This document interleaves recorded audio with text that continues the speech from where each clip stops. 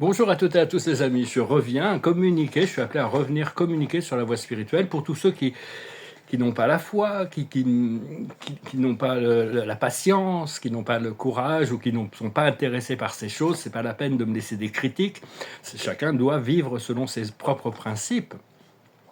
Et parce que tous ceux qui sont ancrés dans la spiritualité, peu importe les obstacles, peu importe les délais, peu importe le temps, on va pas lâcher le morceau. On va continuer à revenir toujours au cœur, revenir vers Dieu, parce que de toute manière, c'est ce qu'on a le plus besoin. Je sais que j'arrête pas de m'adresser à mon Créateur en lui disant continue à me parler quand il me parle, que je me sens vraiment connecté.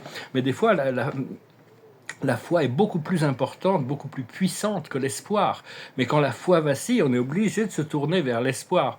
Des fois, j'ai ma foi qui vacille, pas la foi en l'existence de Dieu, en son plan éternel, en la vie éternelle. J'ai pas du tout, il n'y a aucun doute là-dessus. Mais des fois, je peux avoir la foi, perdre un peu la foi sur ma propre habilité à manifester les choses que je devrais manifester et qui ne sont pas dans ma vie, mes échecs personnels, sentimentaux, professionnels. Cela dit, je continue à me guider vers un point de liberté, donc je reste quand même assez optimiste. Mais des fois, la foi, ça déplace des montagnes, mais des fois, la foi, elle peut vaciller. On est obligé de se retourner vers l'espoir, qui était ce que Prométhée avait mis dans le vase de Pandore. Malgré tous les maux de la terre, il y a toujours l'espoir qui est là. Donc, parce que bon, qui nous sommes vraiment, c'est une chose. Et puis, quelle est l'empreinte que l'on fait dans le monde physique pendant qu'on est sur Terre. C'est vraiment ce qui reste à la fin, c'est ce qu'on a pu laisser. L'Esprit m'a montré une nouvelle vie passée que je n'étais pas du tout au courant. J'étais roi d'Espagne il y a très longtemps, je ne savais pas, je me suis un peu renseigné, c'est quelqu'un d'assez...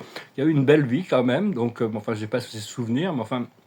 Ça, c'est intéressant, on a tous eu plein de vies, des vies, il y a des vies qu'on ne peut pas rechercher parce qu'elles sont restées anonymes, et puis des vies qui ont marqué l'histoire, on peut regarder un petit peu, parce que bon, c'est le monde, c'est un monde de sensibilité. Quand on touche le monde, tout ce qu'on fait dans ce monde affecte, c'est le monde sensible, ça affecte les êtres, ça affecte les choses. Et il y a un énorme contraste dans la conscience de tous les êtres sur la Terre. Et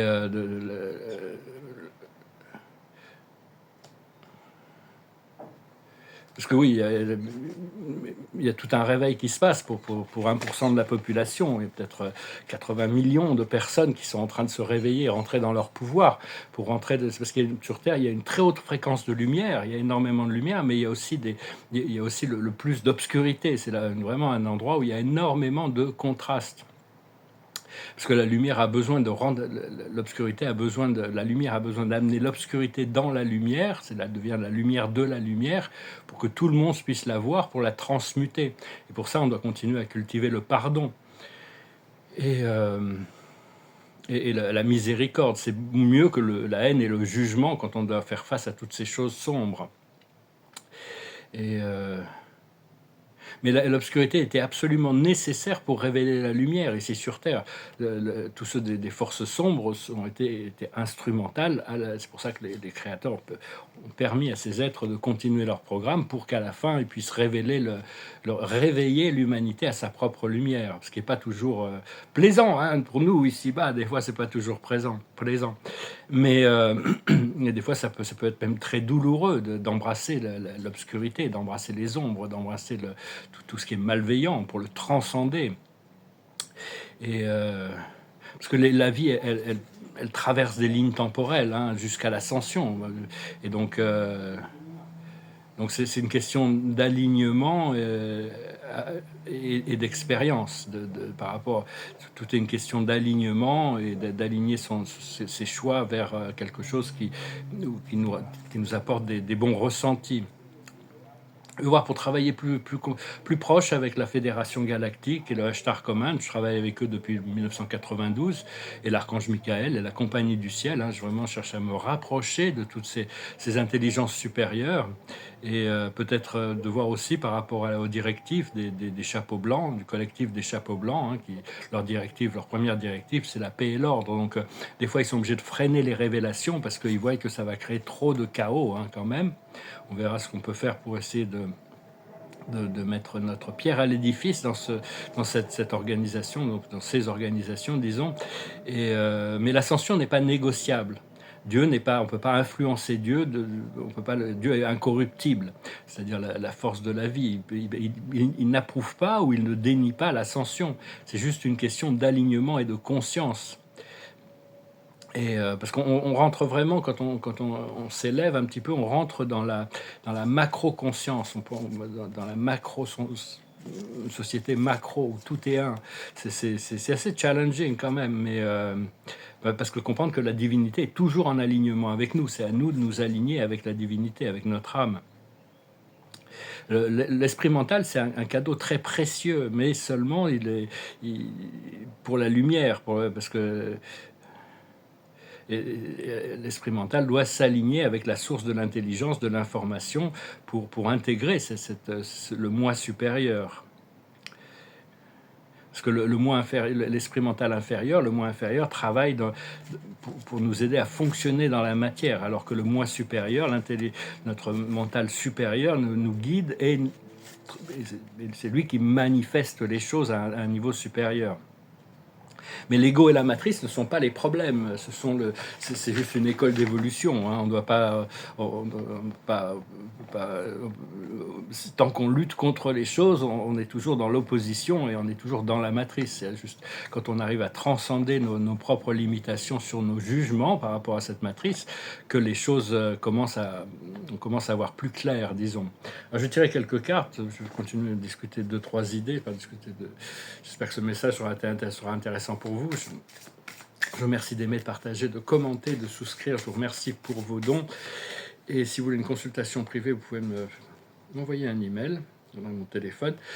La carte de la journée, c'est TikTok. Il y a les urgences du temps et il y a sur l'accès horizontal de la matière, la croix de la matière, et il y a toujours la présence de l'éternité sur le plan vertical. Et de plus en plus, on doit s'aligner avec ce plan vertical, ouvrir la porte du ciel, aligner nos chakras pour que l'énergie des plans supérieurs puisse rentrer à l'intérieur de notre corps physique.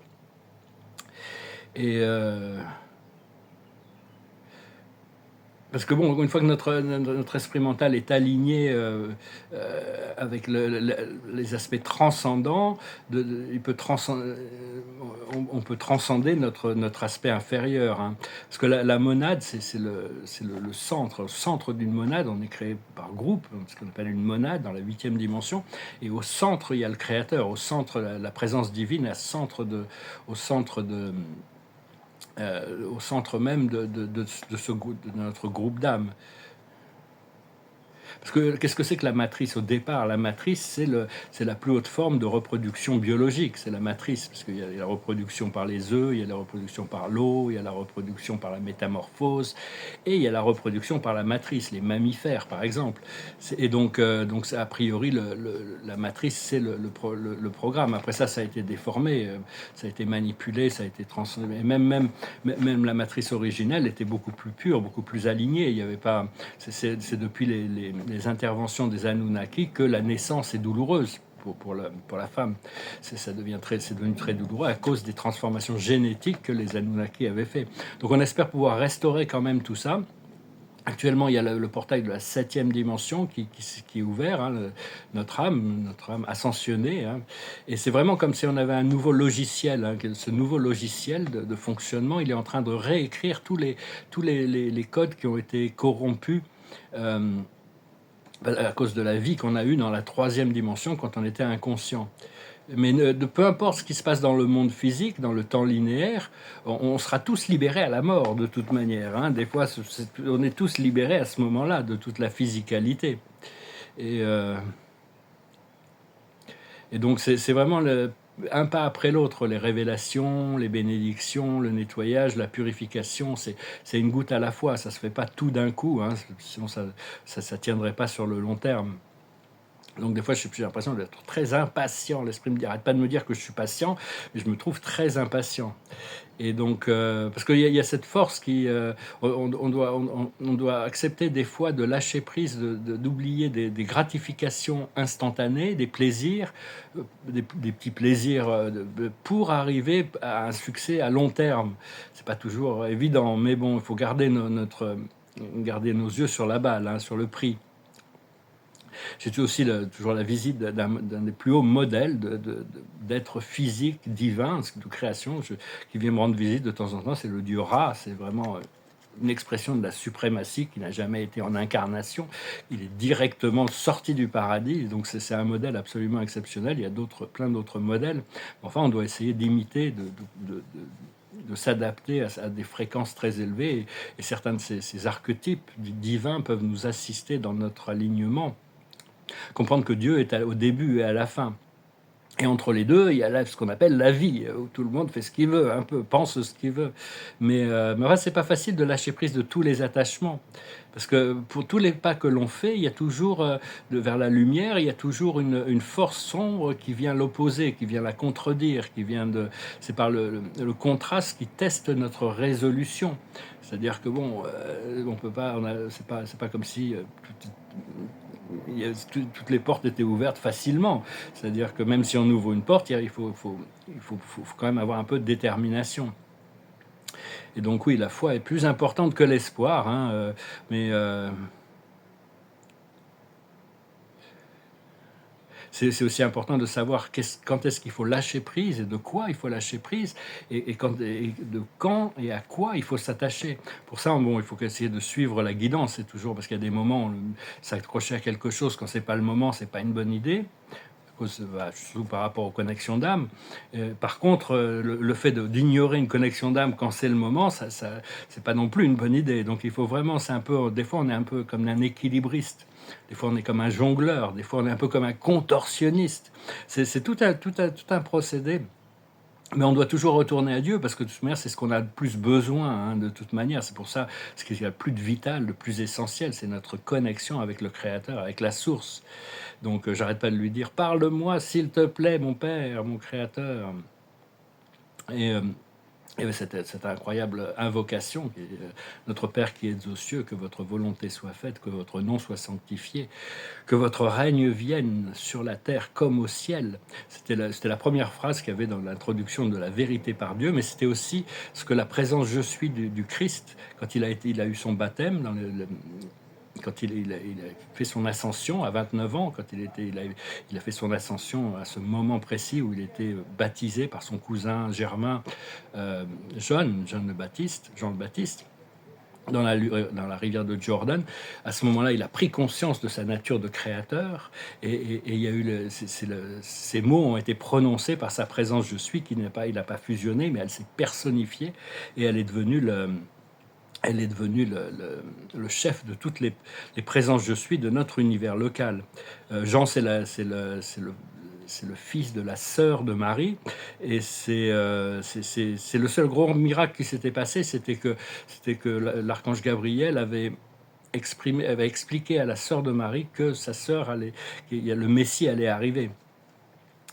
Et donc, mais c'était peut-être l'archange Gabriel, mais c'était peut-être Gabriel de Salvington. Gabriel de Salvington, c'est le chef exécutif de tout notre univers local. Il n'y en a qu'une seule étoile du matin dans tous les univers locaux. Il y a aussi cet être qui est intéressant, des êtres merveilleux qu'on rencontrera au paradis. Il y a les esprits maîtres, il y a 7 esprits maîtres qui actuellement s'occupent de la destinée des 7 super univers. Et ils ont un chef exécutif qui travaille avec eux, leur bras droit, un peu comme Gabriel de Salvington, c'est le bras droit du Christ Michael. Et donc c'est des êtres qui sont au courant, conscients de tous les actes de volonté dans tous les univers. C'est-à-dire que toutes les pensées et tous les actes de volonté sont enregistrés par ce suprême exécutif. C'est assez merveilleux comme expérience. Bon, il doit avoir une conscience qui doit être assez vaste quand même pour pouvoir trier tout ça. C'est comme Majeston. Majeston, c'est un être qui avait été créé comme le centre de toutes les réflectivités. Parce qu'au départ, quand l'univers a été créé, il y avait ces 49 esprits réflectifs au paradis.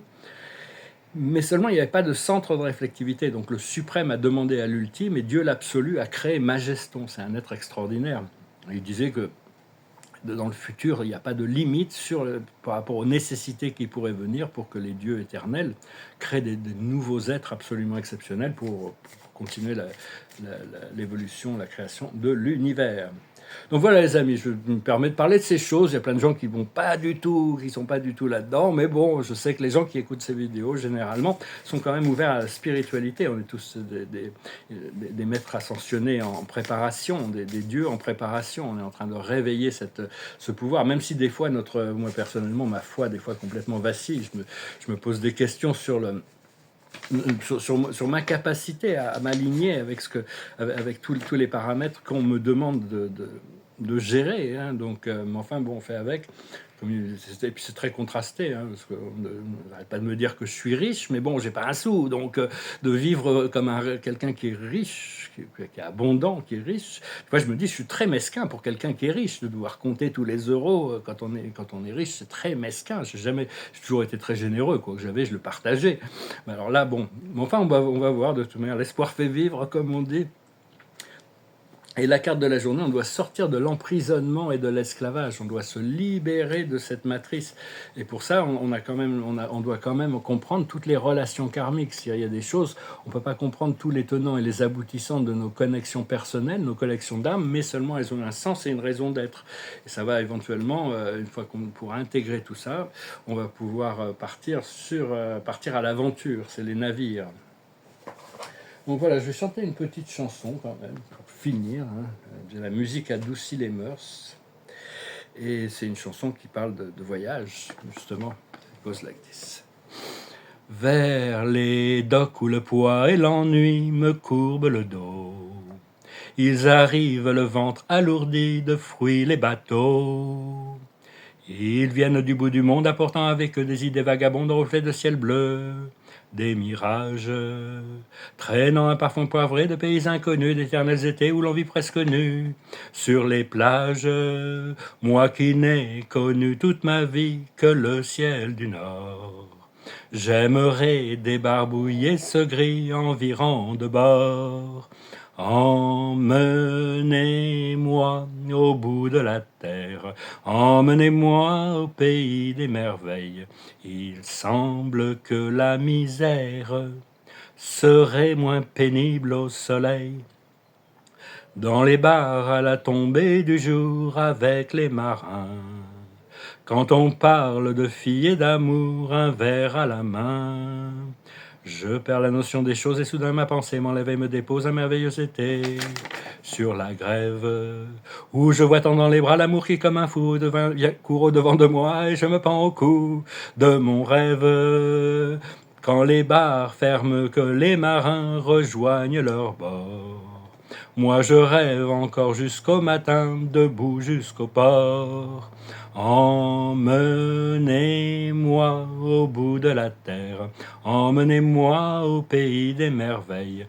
Il semble que la misère serait moins pénible au soleil. Un beau jour sur un rafio craquant de la coque au pont. Pour partir, je travaillerai dans la soute à charbon. Prenant la route qui mène à mes rêves d'enfant sur des îles lointaines où rien n'est important que de vivre, où les filles à l'anguille vous ravissent le cœur en tressant ma tondie de colliers de fleurs qui enivrent. Je fuirai laissant là mon passé sans aucun remords, sans bagage et le cœur libéré en chantant très fort. Emmenez-moi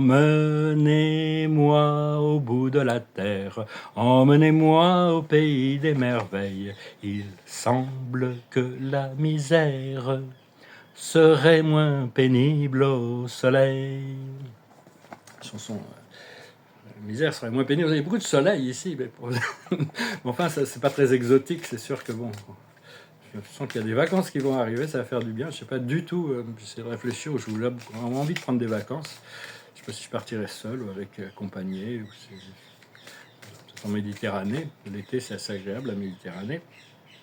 La carte de la journée, c'est l'optimisme. Hein. Voilà, restez optimiste. C'est peut-être pour ça que je n'étais pas très optimiste. Donc, ils m'ont dit de faire des vidéos. Ça m'a un peu remonté un peu mon énergie.